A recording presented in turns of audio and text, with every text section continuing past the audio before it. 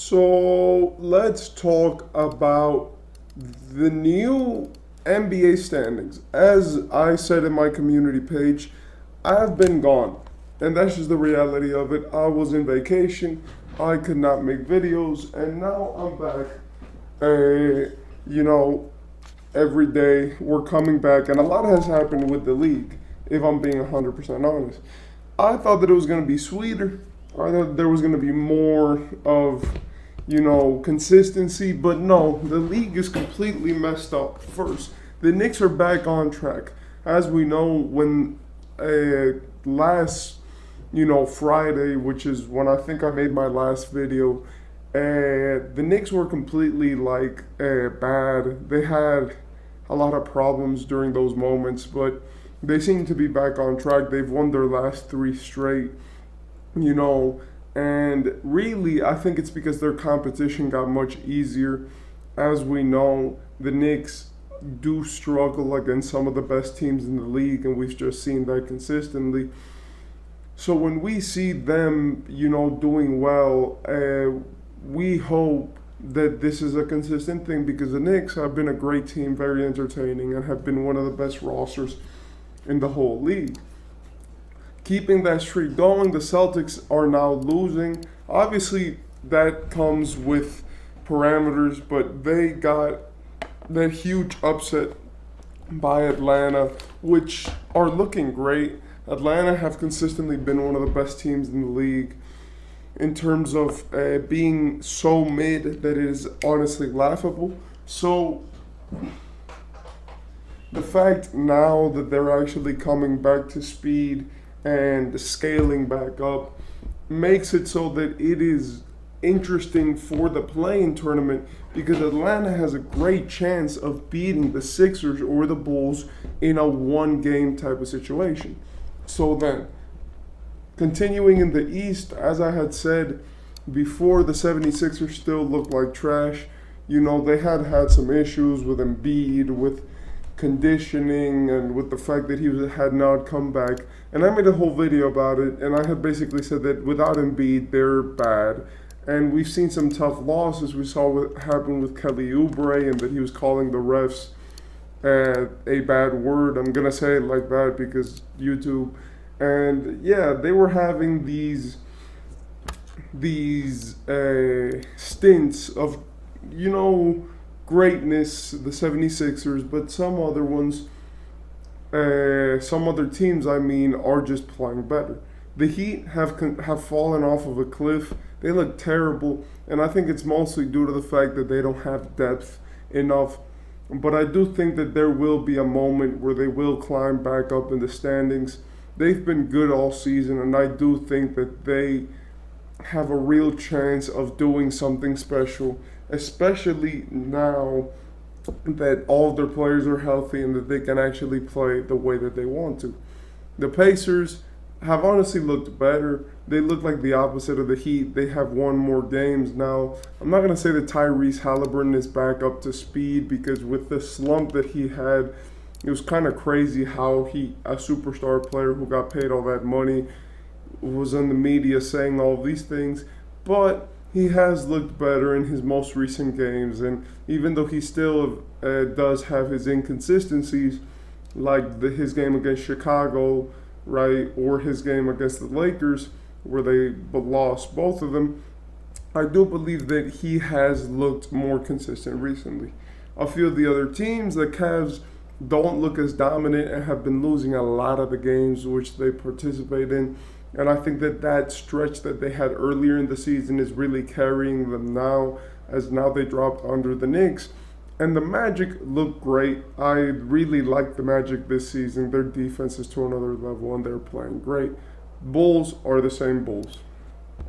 For the West, the Nuggets are on top comfortably. Well, not obviously super comfortably. They've played one more game and they won that game. But the Timberwolves came back up to speed. As we know, they had lost a few games, and in the seeding contest they were losing as they had dropped to a third seed. But now they're back up to the second seed. The Thunder and them have the same record and they're the 2 and 3 seed, and the Nuggets are number one because they've played one more game and they have one more win over them. We see that the Clippers have finally looked half decent.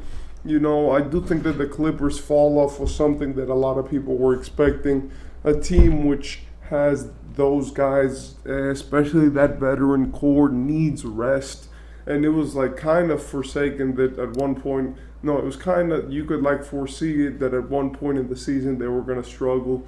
And it happened recently. They've been struggling a lot recently as they've lost to some of the worst teams in the league, frankly, the Hawks, the 76ers, the Pacers, but we could see them getting back up to, how they were before.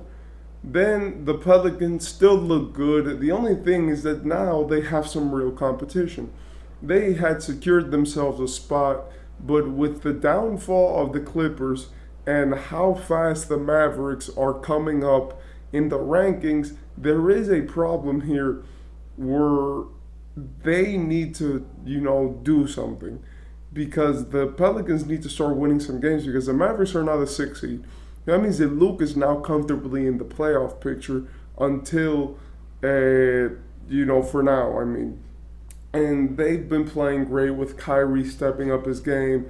I feel like they finally figured out the big man position with Daniel Gafford and Derek Lively as they both shoot over like 69% from it, like at the rim, and they're amazing. The Dallas have figured it out for now, up until something happens because they're pretty inconsistent with their greatness. But if they keep going like this, Kyrie playing the way that he's playing and the team being that connected, then they're gonna be great, and they're gonna comfortably sit in the playoff picture.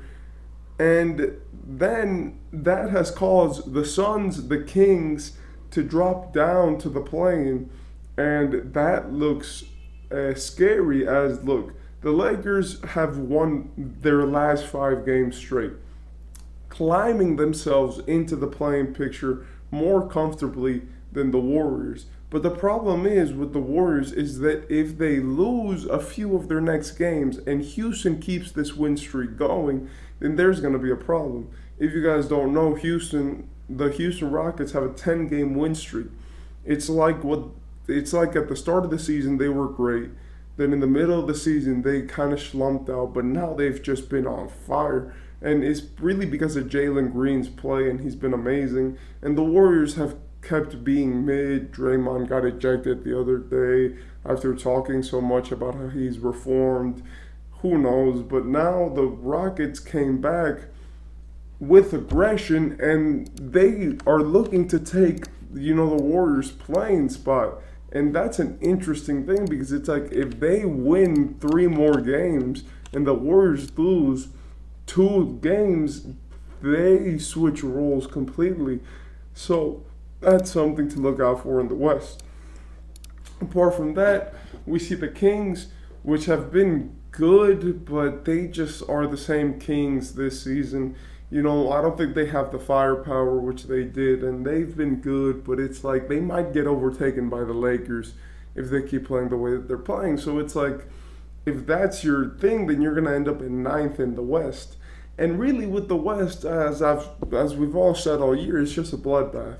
There's nothing more, nothing less to it. It's just a bunch of great teams. Like from the 1st seed to the 11th seed, all of those teams are playoff worthy, if we're being 1,000% honest. But since they all face each other so much, and since there are only 10 positions, which actually, 6 positions which get a playoff spot, and then 4 positions which compete for a playoff spot, then that makes it extremely competitive, especially for these teams. I do want to say that the Thunder, they've now been more passive as they were the 1st seed, but I do think that they're going to still try to take that back. And the league looks very different. The Celtics are the only ones that have actually fully confirmed their playoff seeding, and that's crazy to say considering the fact that we're already like 72 games into the season basically. And it's pretty crazy that we haven't seen more teams show this level of dominance. And Milwaukee, by the way, they're being Milwaukee. You know, they've been pretty mid, but they're good enough to be the second seed in the East. You know, and even though they're good, that they've just been Milwaukee. You know, they're good.